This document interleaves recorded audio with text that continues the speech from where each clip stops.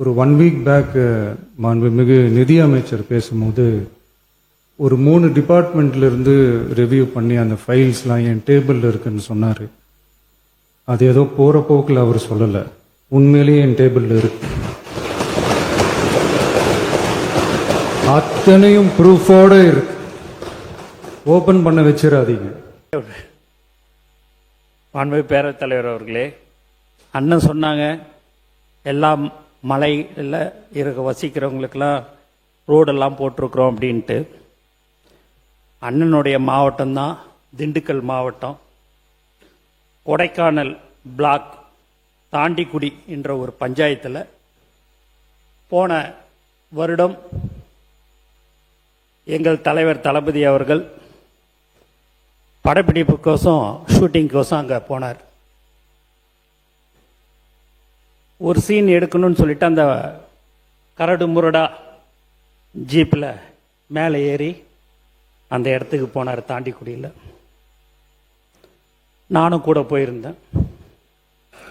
ஆனால் கீழே வரும்போது அவர் 1 மணி நேரம் தனியாக நடந்து வந்தார். வந்த உடனே 15 வருஷமாக அந்த இடத்துல ரோடு வசதி இல்லை. நம்ம சொந்த செலவில் இந்த ரோடு ஒரு 254 பேர் தான் அங்கே வாழ்ந்து கொண்டிருக்கிறார்கள். அதனால் ரோடு போடலை, நம்ம சொந்த செலவில் போட்டுடலாமான்னு.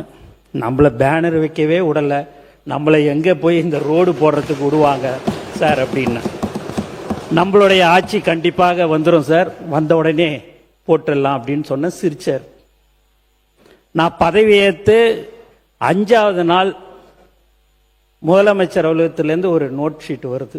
என்னான்னு பார்த்தீங்கன்னா, அந்த தாண்டிக்குடி கிராமத்துக்கு ரோடு போடணும்னு சொல்லிட்டு போன வருஷம் மே மாசத்துல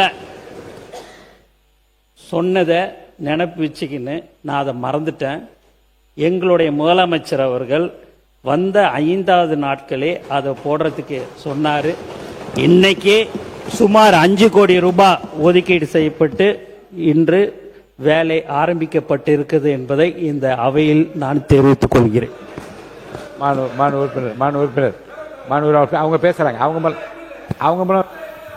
அவங்க பேசுறாங்கல்ல, அவங்க பேசும்போது நீங்க வருங்க, அவங்க பேசுறாங்க உறுப்பினர், அவங்க நீங்க பேசுங்க.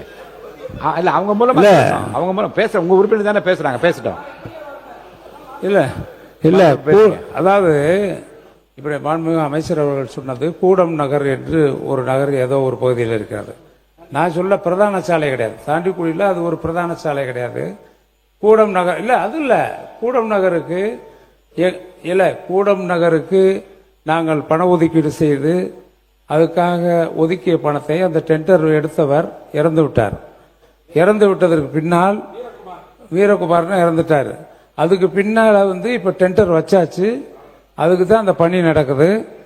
ஆக அதற்கு டெண்டர் கொடுத்த ஆட்சியும் எங்களுடைய ஆட்சி என்பதை நான் தெரிவித்துக் கொள்ள விரும்புகின்றேன்.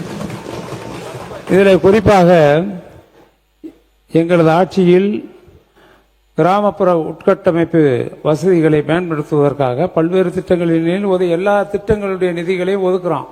ஒரு இன்னுக்குள்ள கொண்டு வர ஒரு கிராமத்தினுடைய வளர்ச்சிக்காக, கிராம வளர்ச்சிக்காக எல்லா திட்டங்களையும் கொண்டு வர்றோம்.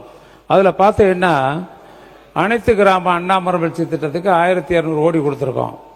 அதே மாதிரி நபார்டு பிஎம்ஜி சுவையில் 3700 கோடி கொடுத்துருக்கோம். அதுபோக பெரிய அர்பனுக்கு 300 கோடி கொடுத்துருக்கோம். அதுபோக குழந்தை நேயப்பள்ளின்னு சைல்டு ஃப்ரெண்ட்லி ஸ்கூல்னு ஒன்று இருக்குது, அதுக்கு அந்த ஸ்கூல் உங்களுக்கு தெரியும், அது கிட்டத்தட்ட 200 கோடி கொடுத்துருக்கோம் அந்த வருஷம், போன வருஷம். அப்போ கொடுத்ததில் 200 கோடி. அதே மாதிரி கிராமத்தில் இருக்கக்கூடிய ஏற்கனவே கிராமத்தில் இருக்க நீர்த்தேக்க தொட்டிகள்லாம் 6 மீட்டர் 7 மீட்டர் தான் இருக்கு, அதை 12 மீட்டர் ஆக்கி இதுவரை வரலாற்றில் இல்லாத இருக்க வானத்தை பார்க்கின்ற அளவிற்கு ஏறத்தாழ 7500 மேல்நிலை நீர்த்தேக்க தொட்டிகள் கிராமப்புறங்களில் கட்டப்பட்ட ஆட்சி கடந்த கால ஆட்சி என்பதை நினைவுற விரும்புகின்றேன். அதில் கடந்த ஆண்டு 300 கோடி. அந்த 300 கோடி நீங்களாக தொடர்ச்சியாக பல்வேறு திட்டங்களின் மூலமாக நம்ம புதிய நம்ம நீர்த்தேக்க தொட்டிகள் கட்டது 300 கோடி, உயர்மட்ட பாலங்களுக்காக 800 கோடி கொடுத்துருக்கோம்.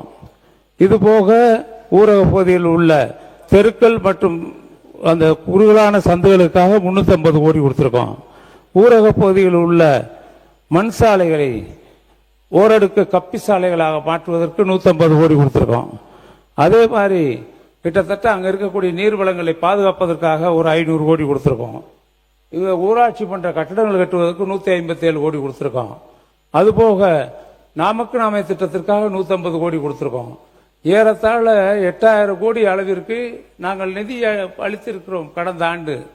ஆனால் இந்த ஆண்டு நீங்கள் பெரிய அர்பனுக்கு ஒரு 1000 கோடி, அது மலை வளர்ச்சி பகுதிகளுக்கு சாலைகள் அமைக்க ஒரு 100 கோடி, இது போக 6000 கோடி கொடுத்திருக்கேன். மொத்தம் 7100 கோடி.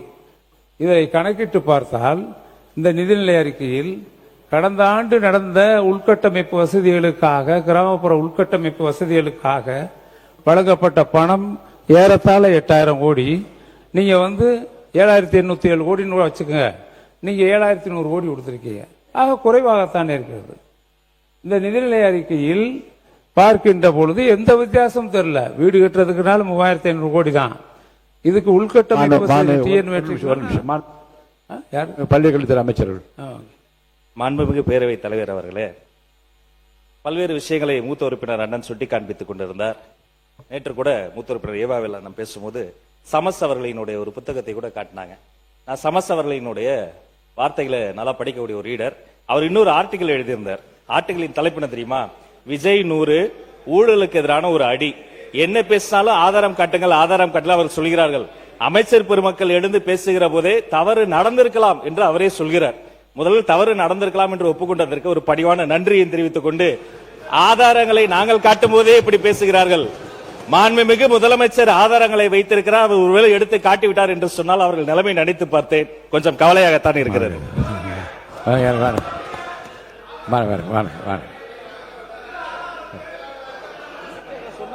ஆதாரம் ஆதாரம் மாண்பு முதலமைச்சர் உட்காருங்க. மாண்பு முதலமைச்சர் உட்காருங்க. உட்காருங்க. மாண்பு முதலமைச்சர் உட்காருங்க. உட்காருங்க.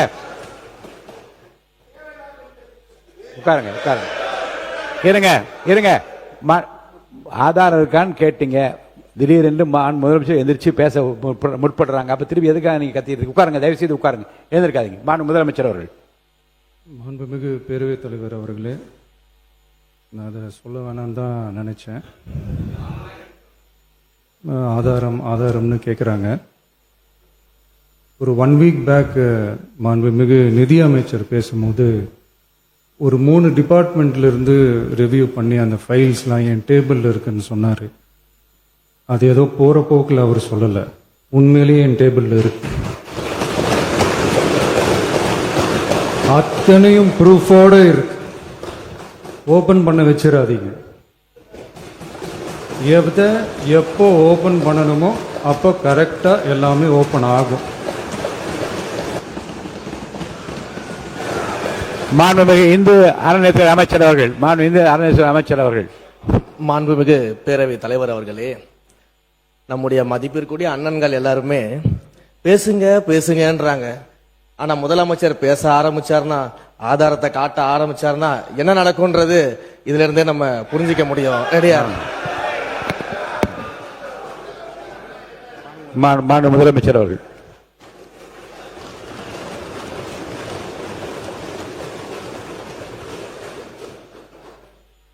மாண்புமிகு பேரவைத் தலைவர் அவர்களே, மக்கள்கிட்ட எப்போ பேசணும், என்ன பேசணும், எப்படி பேசணும் எல்லாம் பேசிட்டு தான் அன்பா ஆசையா எங்க எல்லாரையும் கொண்டாந்து உட்கார வச்சிருக்கிறோம்.